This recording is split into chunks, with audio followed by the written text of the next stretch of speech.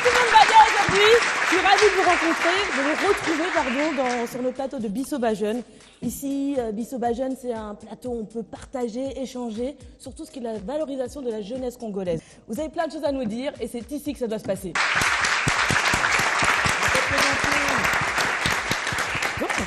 Comme d'habitude, je suis accompagnée de mon acolyte favori. Ça va Yannick? Ça va et toi Sandrine? Ça va. Salut tout le monde. Alors comme chaque semaine, c'est un réel plaisir pour moi d'être avec vous sur ce plateau de Bisoba Jeune. Bisoba Jeune, votre talk show. Le talk show qui met en avant la jeunesse congolaise dynamique et entreprenante. Alors n'hésitez pas à nous contacter au numéro qui s'affiche sur votre écran. Je vais répondre personnellement. Et vous inviter à venir participer à cet éveil de la jeunesse, cette promotion d'une jeunesse congolaise dynamique et entreprenante. Aujourd'hui, on a des invités spéciaux. Parce que déjà, on est tous un peu amis sur le plateau de Bisoba Jeune, pas tout le temps, mais cette fois-ci, vraiment, c'est très important de le dire. C'est une spéciale entrepreneuriat. L'entrepreneuriat au Congo, c'est un gros créateur d'économie et pourtant, c'est pas souvent valorisé. D'après l'internaute, j'ai pris la définition. Qu'est-ce que l'entrepreneuriat réellement? C'est la capacité pour un individu de créer de la richesse en utilisant de la main-d'œuvre et du matériel réuni dans une structure commerciale. Bref. C'est pour faire de l'économie, quoi. Ici, en RDC, beaucoup de personnes sont entrepreneurs, mais c'est un peu négligé. Du coup, ici, sur le plateau de Bisoba Jeune, on va pouvoir en discuter. On va tenter de comprendre qu'est-ce que sont les avantages et les inconvénients de l'entrepreneuriat. Et voici une petite vidéo pour mieux vous illustrer la thématique du jour. La RDC est un pays jeune. Plus de la moitié de la population a moins de 30 ans.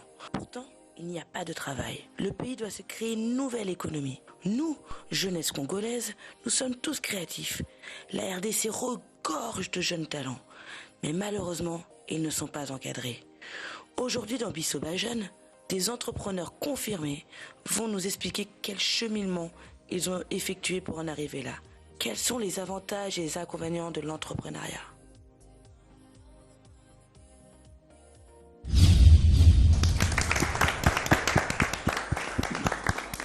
Quels sont les avantages et les difficultés pour l'entrepreneuriat? Ils sont venus aujourd'hui échanger avec nous. Je vais commencer par toi. Salut David, tu vas bien? Salut Sandrine, tu vas bien? Ouais, ça va super. Salut Yannick. Salut. Alors, est-ce que tu peux te présenter, s'il te plaît? Ok, bonjour à tous. Moi, c'est David Moudilo. Je suis entrepreneur depuis quelques années, mais avant ça, j'ai eu quelques expériences professionnelles dans des entreprises et des organisations internationales. Et depuis quelques années, j'ai créé d'abord le projet Wenze.cd. Et après, j'ai créé la société Connect avec des partenaires au Kenya. Et on travaille au Kenya et ici en RDC depuis une année. Un grand créateur, hein?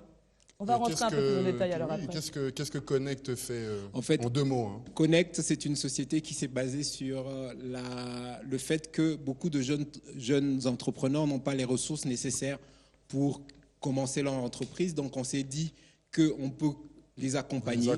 On peut les accompagner, on peut les aider à trouver du financement, on peut les aider à mûrir leur projet pour que derrière, il y ait des partenaires, d'autres partenaires qui puissent les financer. Mais nous-mêmes, on a déjà financé quelques startups. Merci David d'être là. Salut Kevin. Salut Yannick. Salut Sandrine. Salut Kevin. Ça va? Oh, t'as l'air un peu stressé là. Non, ça va. Oh, c'est un peu tendu. Ah, non, Relax. On est en famille ici. Ok, c'est bon, allez, à l'aise. Alors, présente-toi un peu Kevin. Moi, je m'appelle Kevin Mioum. Donc, je suis entrepreneur congolais aussi. Je suis revenu ici à Kinshasa, ça fait maintenant 6 ans.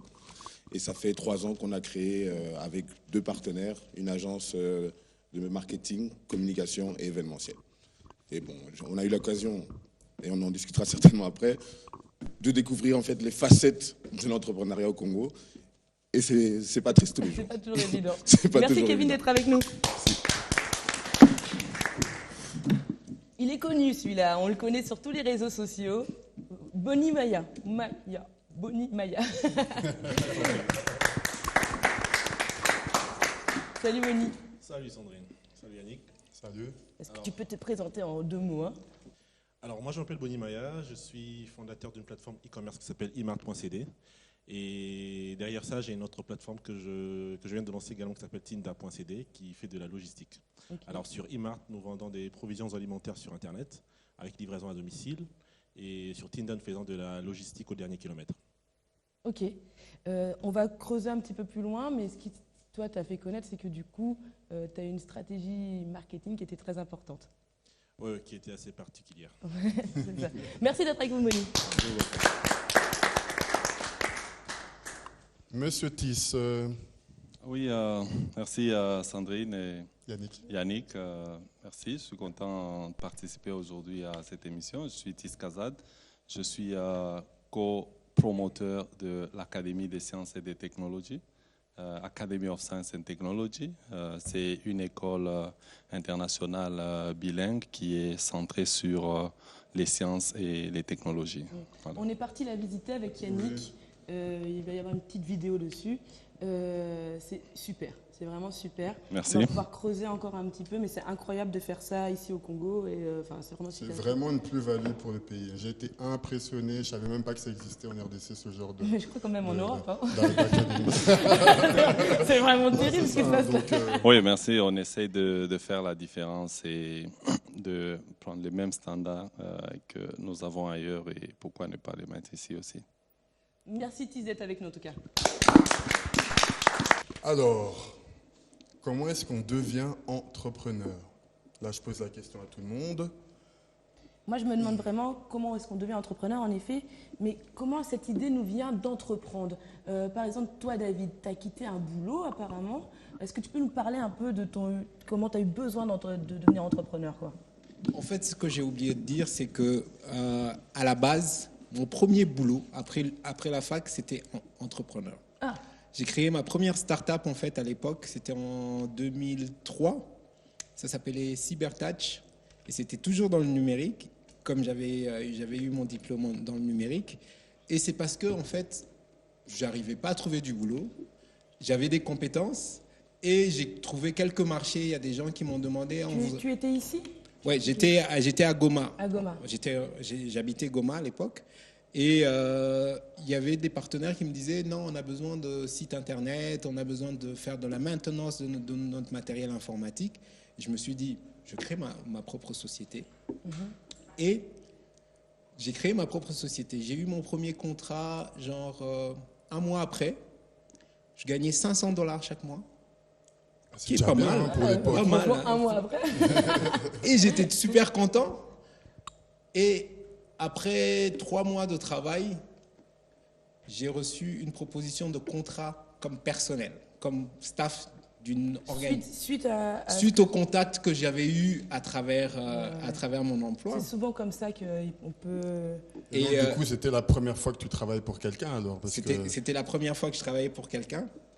Et qu'est-ce qui s'est passé? C'est que j'ai négocié un jeune ami qui venait de finir aussi l'université au Burundi. Je lui ai dit, écoute, moi, je viens d'avoir une proposition de contrat. Continue.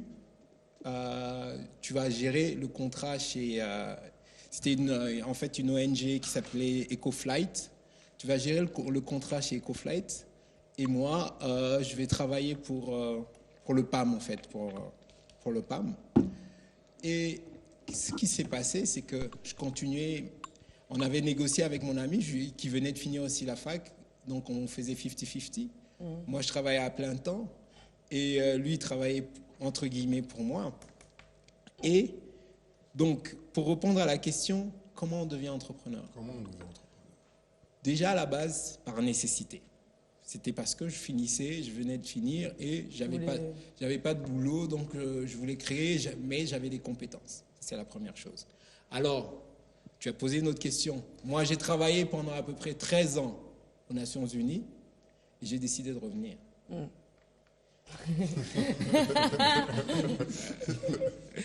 Ouais, donc on devient entrepreneur aussi par conviction.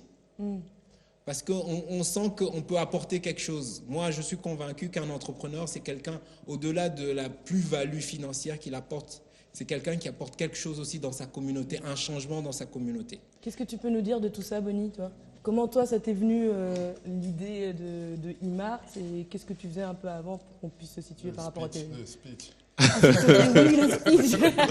Je suis obligé de le reprendre aujourd'hui. Alors, j'ai un cursus pareil à David. Donc, je faisais également des sites internet. J'ai commencé avec des blogs sur l'ICOS et tout ça. Et du coup, donc, j'ai une formation, j'ai une expertise en développement de solutions informatiques, de plateformes web, d'applications mobiles et tout ça. Et du coup, j'étais consultant pour plusieurs boîtes et j'avais des journées très longues alors. Donc je commençais d'abord le matin au service, chez moi au bureau. Je terminais pratiquement à 18h et en rentrant à 18h, je devais aller continuer à la maison, donc jusqu'à 20h, 23h. Mais avant d'arriver chez moi, on devait passer, ma femme et moi, au supermarché, acheter de l'eau, acheter du riz, acheter de la semoule, parce que voilà, si on faisait pas ça, on allait mourir de faim voilà, les jours d'après.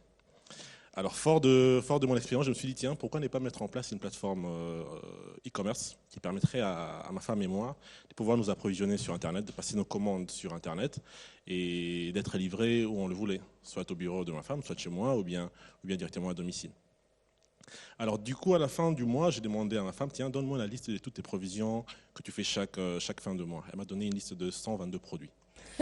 Voilà. Donc, là, vous imaginez déjà les heures qu'on passait au supermarché. Alors, j'avais un bon téléphone à l'époque. J'ai pris les différents produits en photo. Elle m'a donné également les prix. J'ai créé une plateforme. C'est facile de créer une plateforme e-commerce actuellement avec les CMS qui existent. Alors, voilà, j'ai traité les images, je les ai mis en ligne. Et j'ai configuré de telle manière qu'une tablette reçoive un mail à chaque fois qu'il y a une commande. Et j'ai choisi un étudiant de l'ISIPA à l'époque, un petit à moi. J'ai dit, viens, faire ton stage chez moi. Comme ils cherchent tous un endroit pour faire passer leur stage, je lui ai donné $200 de fonds de roulement. Je lui ai dit, à chaque fois que tu reçois un mail sur cette tablette avec une commande de ma femme, tu vas acheter n'importe où, au meilleur prix, et tu vas lui livrer là où elle aura choisi de recevoir les produits. Alors, le 2 février 2016, ma femme a passé sa première commande et a reçu ses premiers produits. 2 jours après, elle a passé également une autre commande, elle a reçu les produits. Et quelques jours plus tard, il y a eu 7 de ses collègues qui ont passé leur commande, qui ont reçu leurs produits. Du coup, le petit m'a appelé pour me dire que l'argent ne suffisait plus, il fallait rajouter de l'argent. J'ai rajouté une première fois, c'était $300. Ensuite, les collègues, les amis de l'église, des collègues de madame, et ensuite, ont passé leur commande. Et ce qui fait que jusqu'à aujourd'hui, nous en sommes à 3508 clients qui passent leurs commandes régulièrement. 508, j'ai regardé avant de venir. Donc voilà, et du coup, j'ai un peu arrêté mon activité des consultants. Je me suis focalisé sur Imart. Et fort de ça, j'ai créé également d'autres boîtes après pour gérer les problèmes des Imart et puis les problèmes des autres aussi. On en parlera un peu oui. plus tard. Donc du coup, entreprendre pour moi, c'est... il faut d'abord identifier un besoin, proposer les différentes solutions qu'on peut proposer à un besoin donné et choisir la solution à ses cordes par rapport à son expérience, par rapport à ses forces et ses faiblesses et offrir cette solution avec une très forte valeur ajoutée. Donc il n'y a pas que des entreprises dans le digital. Toi, par exemple, Kevin, tu as monté une agence de communication. Est-ce que tu peux un peu nous parler de comment tu as fait pour monter ça et qu'est-ce qui t'a pris de le faire? En fait, je veux dire, ça fait 6 ans maintenant que je suis revenu. Parce que j'ai travaillé déjà en Belgique dans une compagnie de télécommunications. Donc toi, tu fais partie de cette jeunesse qui est partie et qui est revenue pour entreprendre dans son pays. Exactement. En fait, je me suis dit, il y a tellement de place ici, pourquoi j'irais pas chercher la mienne? Et j'en avais marre de travailler pour les gens. C'est simple que ça. C'est des contraintes, etc. Mais j'en avais marre de travailler pour les gens, donc j'ai décidé de revenir. J'ai d'abord travaillé avec la francophonie. Donc on a d'abord créé une petite structure pour pendant le sommet de la francophonie. On s'est occupé du journal de la francophonie, la livraison du journal. Bon, il fallait se lever très tôt, hein, parce que c'était imprimé chez AGB, je pense. Ouais, c'est AGB. Donc on devait être là à 4h du matin, bien vérifier que les livraisons sont faites, etc. Donc, c'est un peu la folie de l'entrepreneur, on va dire. Et puis j'ai travaillé dans une autre agence de com en tant que consultant. Et puis j'ai réussi à convaincre mes amis de revenir ici au Congo aussi. Et on a créé notre entreprise maintenant depuis 3 ans, depuis avril 2014. Et ici, voilà, on fait tout ce qui tourne autour de la communication. Donc c'est vraiment la communication à 360 degrés. Donc on a créé Media Targeting Partner, MTP pour les intimes. Hein. MTP. Et donc ici, on fait des événements, on fait des stratégies marketing, on fait des sites internet. On a refait dernièrement le site internet de Bras Congo. On a fait des stratégies marketing pour la Procrédit. On crée aussi des événements. On crée des concepts régulièrement. Qu'est-ce que tu as rencontré un peu comme problème, juste brièvement, on va juste en parler après, mais juste dans le fait de monter son entreprise, toi, tu as rencontré quoi comme problème? Les clients qui ne payent pas. Les clients qui ne payent pas. Donc voilà, en fait c'est ça le plus dur, je pense, dans l'entrepreneuriat, c'est que souvent les gens ne se rendent pas compte que vous vivez de votre entreprise. Pardon. Donc du coup, Ouais, ils vous sont faites à des l'aise. programmes en fonction des factures qui vont être payées. Mais quand vous ne payez pas en temps et en heure, vous vous retrouvez dans des problèmes. Tu expliquais ton problème, imagine si tes clients ne te payent pas, tu ne sais pas payer. En fait, c'est une chaîne sans fin. C'est vraiment ça les gros problèmes qu'on rencontre en tant que PME. Après, bon, quand tu crées des événements, quand tu crées des concepts, les démarches sponsoring, c'est pas facile. Ici, parce que les gens, même s'ils adhèrent à ton projet, après, c'est le suivi. C'est le suivi clair. qui est vraiment très, très compliqué. Voilà, c'est vraiment ça. Et toi, Tis, comment t'es devenu entrepreneur?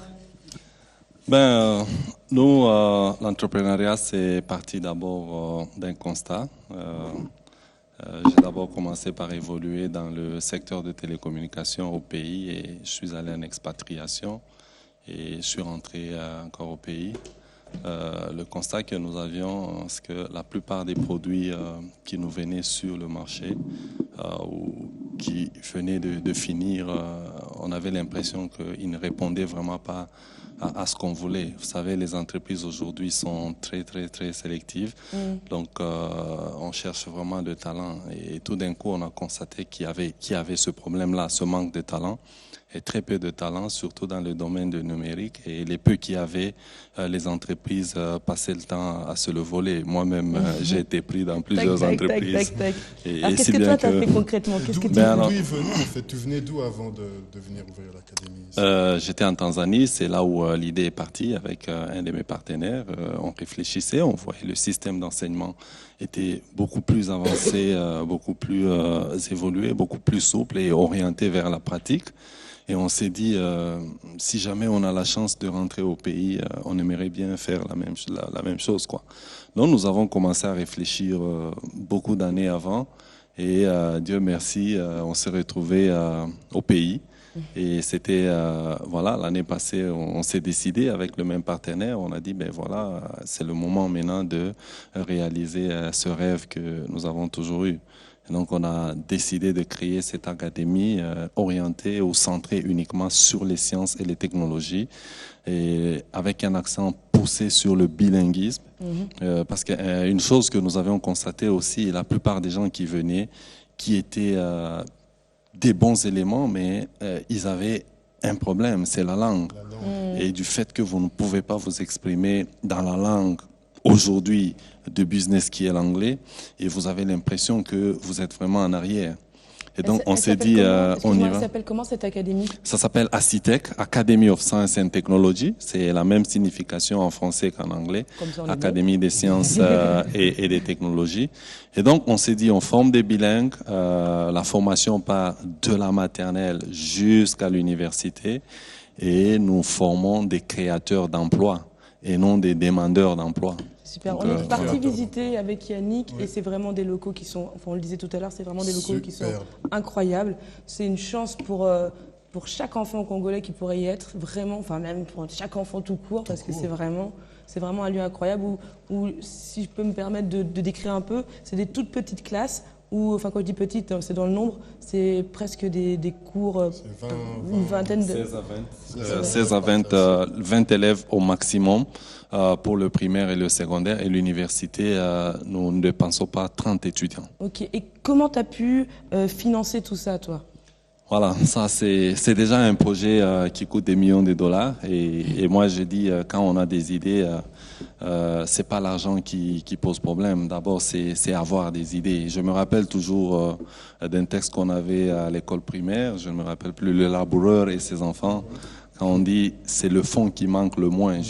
Il faut saisir la portée de ce message. Donc, c'est pas vraiment l'argent qui est le problème. C'est d'abord des idées. On a mis des idées en place et on a dit, ben voilà, un projet des millions. On s'est regardé, on s'est dit, mais voilà, où est-ce qu'on trouve des millions?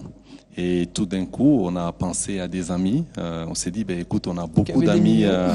Non, on a beaucoup d'amis qui sont en expatriation. C'est quand même un très grand problème. Les gens qui ont fait des années en expatriation, qui ont de l'argent, qui savent pas investir parce que la plupart aussi se disent, ben on va investir en quoi? Le contrôle, ça va être comment et tout.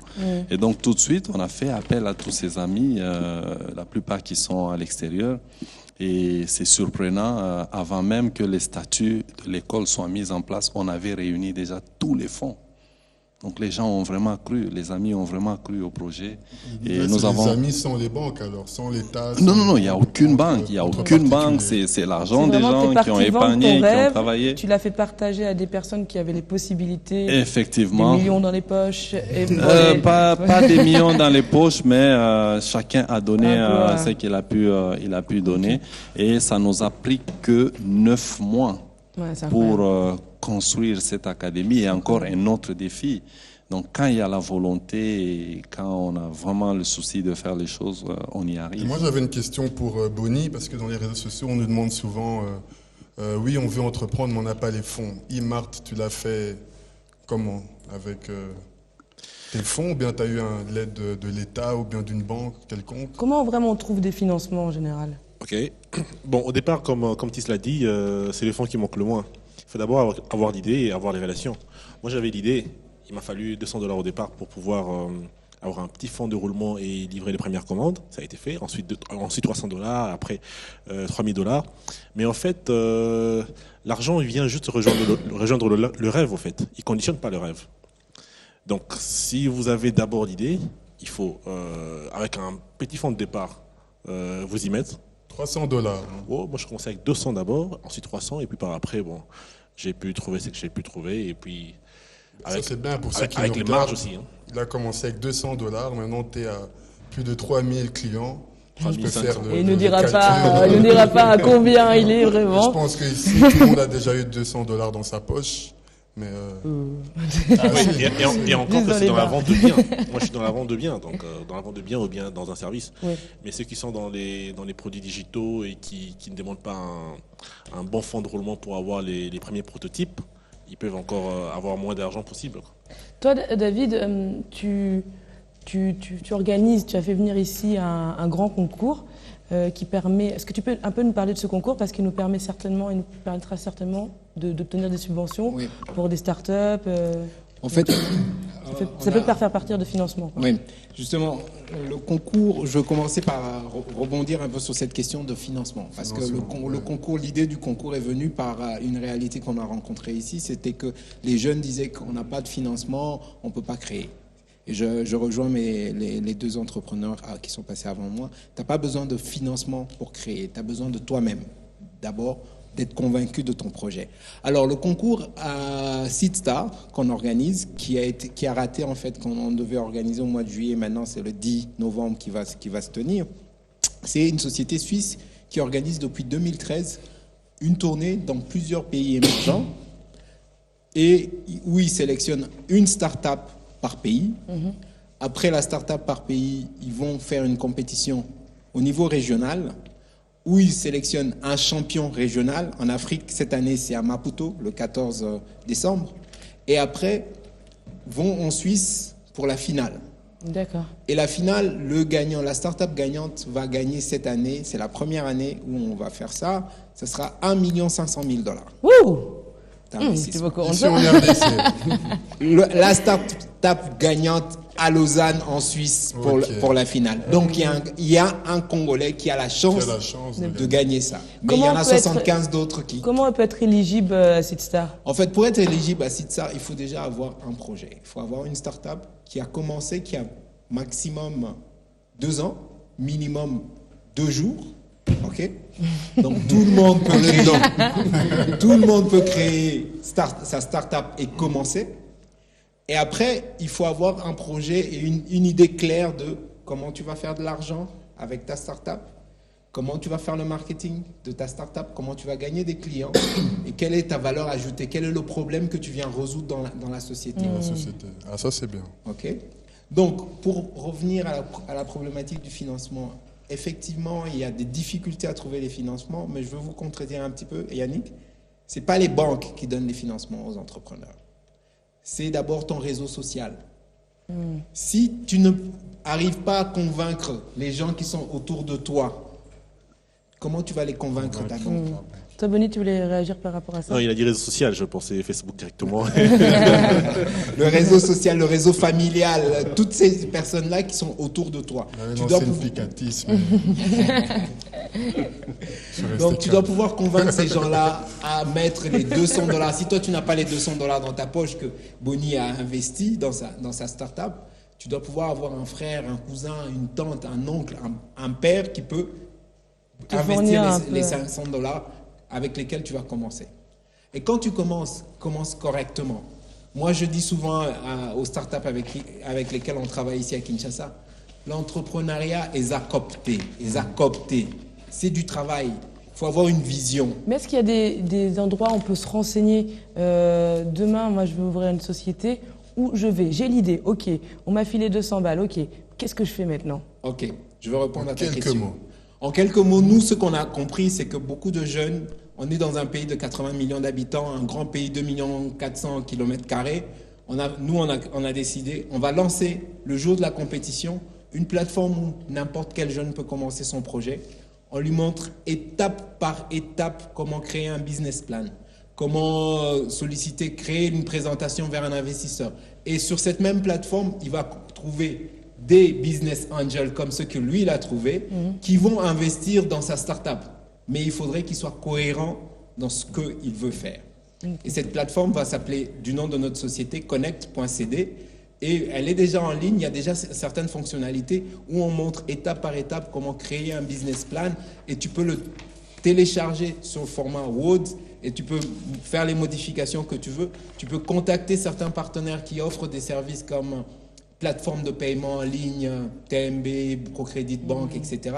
Tout cela, on a mis ensemble, ça nous a pris plus d'une année pour mettre ça, mais on a mis ensemble pour que les jeunes commencent à avancer. Ça, c'est très bien ça. Donc, tout jeune qui veut commencer à entreprendre au Congo a Connect comme plateforme où il a tout de A à Z. Ok. Il y a un problème qui est très récurrent en RDC, c'est quand même le personnel. Est-ce que vous avez rencontré des problèmes avec la main-d'œuvre? Toi, Tist, là, ce que tu es en train de faire, il y a des profs du monde entier qui vont certainement venir chez toi, mais quand même, prendre des profs congolais, c'est faisable, c'est possible, mais comment tu choisis le bon prof? C'est quoi? C'est au niveau de l'argent?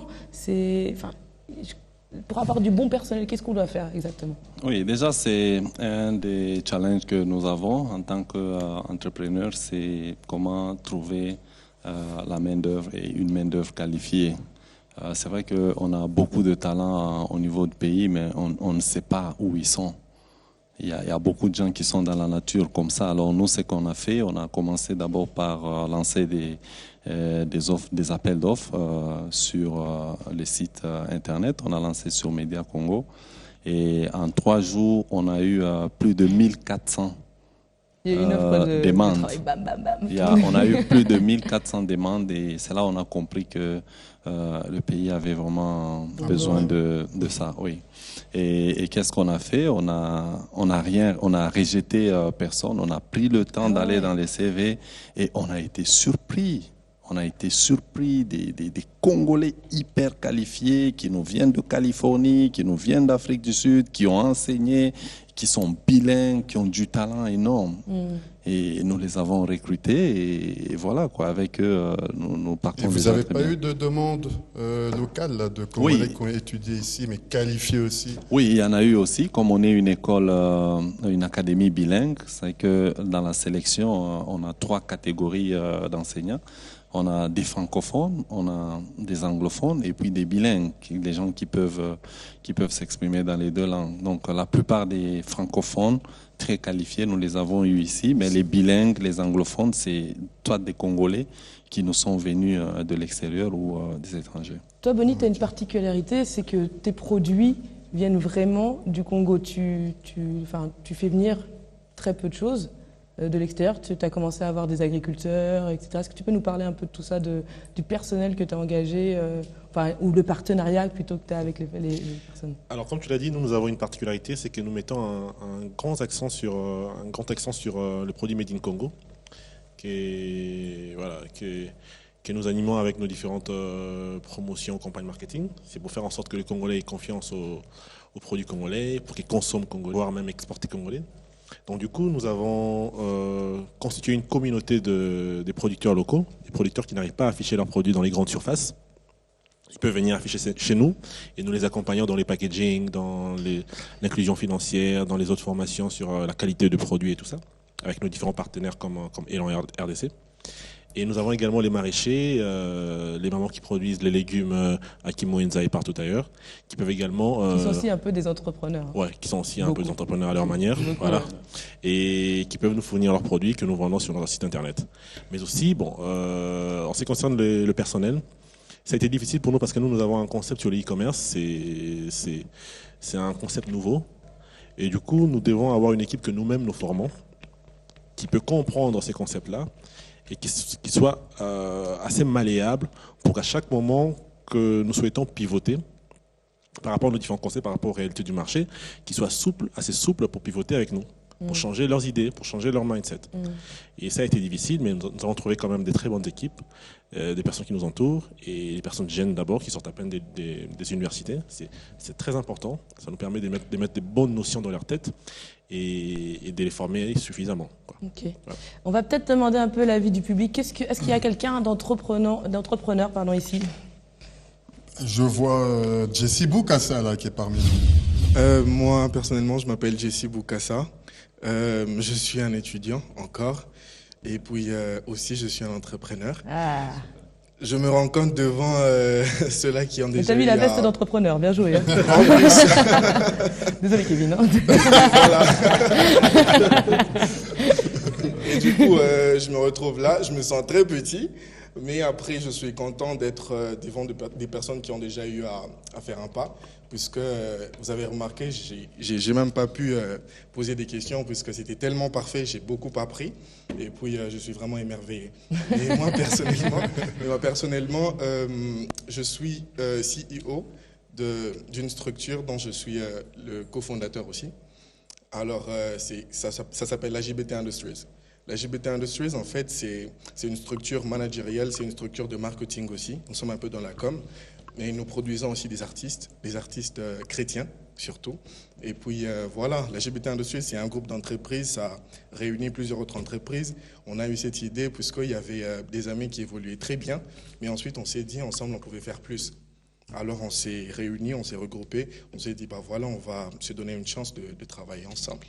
Donc voilà, en quelques mots, c'est quoi la LGBT. Est-ce que tu as des conseils à demander auprès de ces grands entrepreneurs qui sont autour de toi comme ça? Alors là, beaucoup, peut-être même que ça va me prendre toutes les missions pour invite-les à dîner après alors. Ah bah voilà. Non mais après, j'ai vraiment été intéressé par David, c'est le prénom n'est-ce pas? Oui, David. Voilà, et puis après j'ai vraiment intéressé par le concours. Je suis vraiment intéressé par le concours. Il se peut même que je sois la personne qui va gagner. On te le souhaite en tout cas. On te le souhaite à Bah voilà. Non mais après, j'aimerais dire ceci. Nous rencontrons plusieurs problèmes aujourd'hui. Déjà, on a du mal à venir vers les structures de financement ou les structures qui nous aident à réaliser nos projets. Pourquoi? Parce qu'une fois qu'on arrive, on nous vole nos projets. Lève bien le micro. Ça va? Ouais. Une fois qu'on arrive, on nous vole nos projets. Est-ce qu'on a un système, David, ou enfin, n'importe lequel d'entre vous, mais on peut se protéger un peu? Déjà, la première chose, c'est qu'avant de partager une information, quelle qu'elle soit, il faut signer un accord de confidentialité. Okay?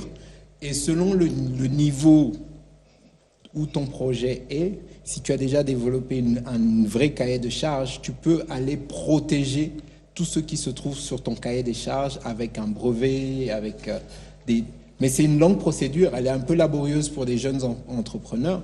C'est ainsi que la première chose qu'on demande, déjà même sur notre plateforme, c'est la première chose qu'on fait avec des jeunes entrepreneurs.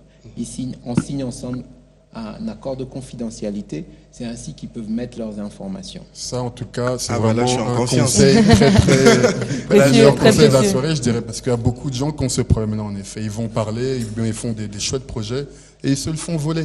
Ouais. Et donc, et puis ça nous rend sceptiques aussi en même temps. Ouais, t'as plus envie d'aller partager avec eux. Exactement, puisqu'on a connu ça plusieurs fois. plusieurs fois. Je vais te citer les noms, mais en tout cas, on a rencontré des grandes entreprises. Mais après... Mais il faut aussi... Il y en a plein, hein. Moi, je voudrais rebondir un petit peu sur ça. Il faut aussi faire attention. Même avec un accord de confidentialité, il y en a qui arrivent à contourner. Bon, quand c'est un grand, c'est un une idée qui grand. se rapproche un petit voilà. peu. Il faut bizarrement. toujours éviter de donner certaines informations clés de ton projet. Par exemple, j'ai cru comprendre que tu accompagnes des artistes. Exactement. Par exemple, lorsque tu veux négocier avec une société, par exemple, pour un sponsoring, tu n'as pas forcément besoin de parler du nom de l'artiste. D'accord. Ou bien tu essaies de verrouiller le contrat avec l'artiste avant que tu ailles voir les grandes structures. Des petites astuces comme ça peuvent te protéger et t'aider à gagner de l'argent parce que mon objectif, c'est vraiment... Toi, Kevin, dans le c'est marketing, ça t'est pas arrivé? Ça a dû t'arriver, toi, qu'on te vole un peu des projets ou... Pas qu'une fois. Pas qu'une fois, non. Comment tu fais maintenant, du coup, Je continue à me faire voler. Non, mais effectivement, comme il dit, il y a des accords de confidentialité qui sont signés avec quand tu vas voir un partenaire, quand tu vas voir un sponsoring, ou même quand tu veux organiser un concert, etc. Tu verrouilles d'abord l'artiste. Tu verrouilles l'artiste avant de faire tes démarches sponsoring, etc. Parce que là, au moins, tu es sûr de réellement organiser ton événement. Mais sinon, non, se faire voler, oui. Mais après, qu'est-ce qu'on fait? C'est qu'on en crée d'autres. Oui, je peux ajouter quelque chose. C'est vrai, on ne devait pas avoir tout le temps peur parce que l'entreprendre, c'est aussi prendre des risques.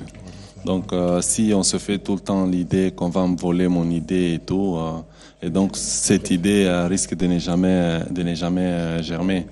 Donc, je crois que on devrait aussi oser et aussi essayer de faire confiance parce qu'il n'y a pas que tout le monde qui a l'idée de voler. Mais une chose que les jeunes entrepreneurs doivent savoir, vous avez une idée aujourd'hui, vous êtes peut-être des millions en train de penser la même chose et tout d'un coup, vous pensez que c'est votre idée à vous. Donc, moi, je me rappelle mon expérience dans les entreprises de télécom. On a eu des gens qui sont venus avec des projets. Bon, quelqu'un qui sollicite une réunion, vous le recevez dans l'entreprise et puis il vous parle de son projet. Bon, vous n'allez pas dévoiler qu'on avait un projet pareil qui était dans le pipe parce que c'est quand même secret jusqu'à ce que le projet arrive à jour. Donc, voilà, ils vont simplement vous dire que on n'est pas intéressé. Et puis un beau jour, vous apprenez qu'il y a une idée qui est venue. Donc, c'est pas que ça commence à partir de là. Déjà, il faut avoir des idées qui sont difficiles de copier. Aujourd'hui, quand on voit les réseaux sociaux, on se dit, il n'y a qu'un seul eBay. Tout le monde a certainement essayé de copier eBay. On n'a jamais fait comme eBay. Il n'y a qu'un seul Facebook, il n'y a qu'un seul Google, il n'y a qu'un seul. Donc, à un moment, je crois que, oui. Est-ce que quelqu'un... À un moment, il ne faut pas trop avoir peur de partager ses Merci, idées. Jessie. Tu as totalement raison. Et je pense que la valeur aussi du projet, c'est l'entrepreneur qui a derrière un projet. Donc, c'est pourquoi il n'y a qu'un seul Facebook. Avant Facebook, ou pendant Facebook, il y avait MySpace, il y avait High Five, il y avait tout. Mais aujourd'hui, il n'y a que Facebook qui est le leader. eBay, la même chose. eMart, il n'y a qu'un seul Boni Maya derrière eMart. Il n'y a qu'un seul architecte. Il n'y a qu'un seul architecte, il n'y a qu'un seul collègue. Voilà. Alors, citoyen. Oui, je suis étudiant. Je me nomme Hubert Efung. Bonsoir, Hubert. Bonsoir. D'ailleurs, je te vois souvent sur Facebook, hein, tu interagis beaucoup. Oui, c'est bien. Continue comme ça. Okay, merci, merci. Vraiment, le sujet m'a intéressé. Je pense que les Congolais, les jeunes Congolais que nous sommes, et de tout ce qui est venir dire ici, à travers mes grands, en la matière. Mais je pense que les Congolais attendent d'accord. Les Congolais attendent une sorte de motivation qui peuvent, n'est-ce pas, les faire quitter de là où ils sont et de pouvoir venir entreprendre.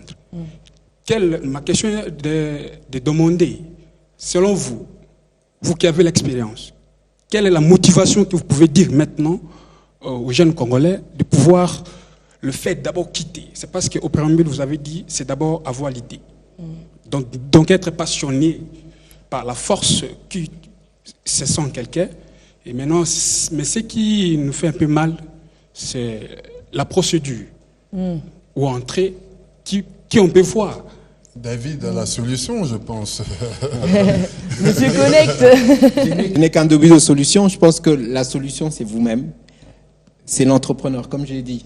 C'est l'entrepreneur qui doit porter son projet, qui doit croire en son projet. Personne ne peut croire en votre projet mieux que vous-même. C'est le travail que vous mettez derrière votre projet. Il faut savoir qu'entreprendre, c'est du travail. Moi et Bonnie, des fois, on se réveille, on se voit sur les réseaux sociaux. Ah, t'es à 4 heures, toi aussi t'es réveillé à 4 heures. Et à 23 heures, à 22 heures, on s'était envoyé des messages, on se disait, hey, mon cher, je suis fatigué, je vais dormir. Mais à 4 heures du matin, on se réveille encore. C'est ça le travail de l'entrepreneur. À l'époque où j'étais employé, je me réveillais à 7 heures, 7h30. J'allais au bureau à 8 heures. À 17 heures, j'avais fini, je me Des horaires fixes. Mais en tant qu'entrepreneur, tu dois travailler dur. Tu dois travailler dur et quand tu auras 50 ans, 55, 60 ans, tu vas un peu te reposer. Mais il y a des avantages énormes. Aujourd'hui, c'est vrai que même en tant qu'employé, j'avais beaucoup voyagé, mais aujourd'hui, en tant qu'employeur et en tant qu'entrepreneur, je voyage énormément. Je rencontre beaucoup de monde. Je suis invité à des endroits où des fois j'aurais pas pu être invité en tant qu'employé parce qu'il y avait toute une chaîne hiérarchique devant moi. Mais aussi j'ai le plaisir de faire ce que j'aime. Je fais ce que j'aime. Je fais ce que j'ai toujours aimé. Je crée de l'emploi aussi. Quand je paye mes employés à la fin du mois, je vois le plaisir. Et il y a un de mes employés, sa mère était malade dernièrement et je me suis fait violence, on lui a donné une avance sur salaire et j'ai vu le sourire, j'ai vu la joie. Le boss a donné. Non, c'était une avance sur salaire, c'était pas donné. Merci David, on a encore quelqu'un dans le public qui Merci voulait Hubert venir d'avoir vers nous. été ici. Hubert d'être passé. Je m'appelle Bob Moussoungou, notre chroniqueur. Hello Bob. Hello, ça va bien, bonsoir. Alors j'aurais aimé que tu viennes un peu donner un petit conseil, vu que tu es très bon dans ça, pour ceux qui nous suivent et qui sont très forts chrétiens et qui veulent aussi entreprendre. Qu'est-ce que tu pourrais leur dire par rapport à la combinaison des deux? Ok, merci beaucoup. Déjà, je suis ému de tous ces moments que nous avons passés ici avec tous ces conseils formidables. Je vous remercie. Ok, voilà. L'entrepreneuriat, c'est le fait d'entreprendre, trouver des solutions par rapport aux besoins de la société. Vous voyez, la Bible dit dans Proverbe 14, 23 que tout travail procure de l'abondance, mais les paroles en vain amènent à la disette. Les conseils que je pourrais donner aux Congolais, aux jeunes Congolais ce soir est que aujourd'hui les Congolais parlent beaucoup, ils rêvent la grandeur, mais ils veulent pas payer le prix de la grandeur. La grandeur a un prix. Si on doit parler des parcours de tout le monde ici, ils ont des parcours parce que des fois, on dit ce qui est beau, les fleurs, les roses, mais les roses ont des épines. Il faut accepter d'être piqué pour toucher la grandeur. Voilà. Merci Bob. Bonjour, comment tu t'appelles? Bonjour, je me présente, je m'appelle Elia Lafou, je suis étudiante, bon voilà. Je me sens un peu influencée là au tout. Bon, au départ, je n'avais pas posé de questions et puis après, il y a eu Oui. Tu commences sur Facebook? Oui, je pense. Une fois? Ouais, je pense. Ah, parce que je connais tout le monde.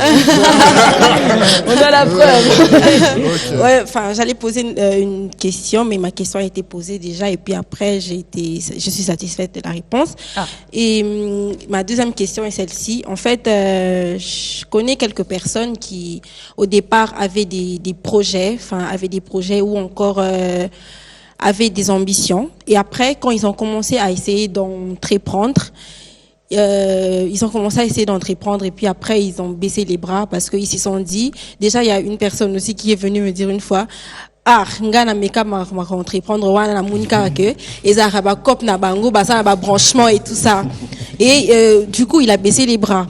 Ce que j'aimerais savoir, est-ce que c'est réellement comme ça que ça se passe? Il faut avoir des contacts avec des personnes qui sont déjà quelque part quand vous avez un projet. Mais par exemple, ici, tu vois, tu es en train de te faire des contacts, l'air de rien. C'est qu'en partant, tu obligé d'ailleurs. Obligé d'ailleurs. Je vais laisser répondre le TIS. Moi, je peux te répondre. Franchement, quand on a commencé, au bout de 6 mois, je voulais rentrer en Belgique. 6 mois. J'en pouvais plus. Je voyais des choses inimaginables. Parce que ici, c'est ça. C'est le Congo, c'est la folie tous les jours. C'est un spectacle tous les jours. Franchement, donc. Mais après, c'est la volonté. Et je t'avoue, moi, au bout de 6 mois, je voulais partir.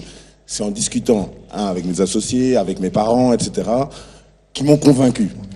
Attends, quand tu auras fait 1 an, après 1 an, si vraiment tu veux rentrer, alors là, tu rentres. Ok. Mais au bout d'un an, ben voilà, on a eu un contrat qui nous a permis de décoller, en fait. Tu vois. Mais après, c'est parce qu'on a frappé à 1000 portes. Et c'est à la 1001e porte qu'on nous a répondu. Sinon, on aurait arrêté. Donc, il faut persévérer. Il n'y a pas d'autre secret, c'est tout. C'est persévérer, persévérer, persévérer. C'est tout. La persévérance. Oui, je voulais ajouter aussi quelque chose. L'entrepreneuriat, c'est pas facile. Et en même temps, c'est pas difficile non plus. Donc, il faut oser. Et les grands hommes aujourd'hui, si vous lisez un peu leur passé, et là où ils sont, ils n'ont pas commencé. Il y a eu beaucoup de pertes, il y a eu beaucoup d'échecs derrière eux. Et ces échecs doivent nous permettre, nous devons voir des opportunités dans ces échecs. Parce qu'un business où tu n'as jamais échoué, tu n'apprendras pas. Donc, quand il y a un échec, il faut comprendre que il y a quelque chose qui n'a pas été bien fait. Et comment il faut refaire la chose. Donc, il faut pas avoir peur des échecs, mais c'est aussi mieux quand on entreprend, il faut s'entourer aussi des gens qui ont des idées positives. Sinon, tu vas tomber dans les mains des gens qui ont essayé, qui se sont découragés, et tout de suite, tu te décourages avant même de commencer. Donc, c'est très important qui sont tes contacts, qui sont tes références. Pas forcément les gens qui te donnent l'argent, mais les gens qui peuvent t'aider avec des idées et te soutenir, te dire, vas-y, c'est comme ça. Et jusqu'à ce qu'un jour, tu seras aussi en train d'aider les autres qui reviennent, quoi. Donc, voilà, quoi. Ok, merci beaucoup. Merci à toi d'être venu. Nous arrivons à la fin de cette émission. Merci à tous nos invités d'être venus. À la semaine prochaine.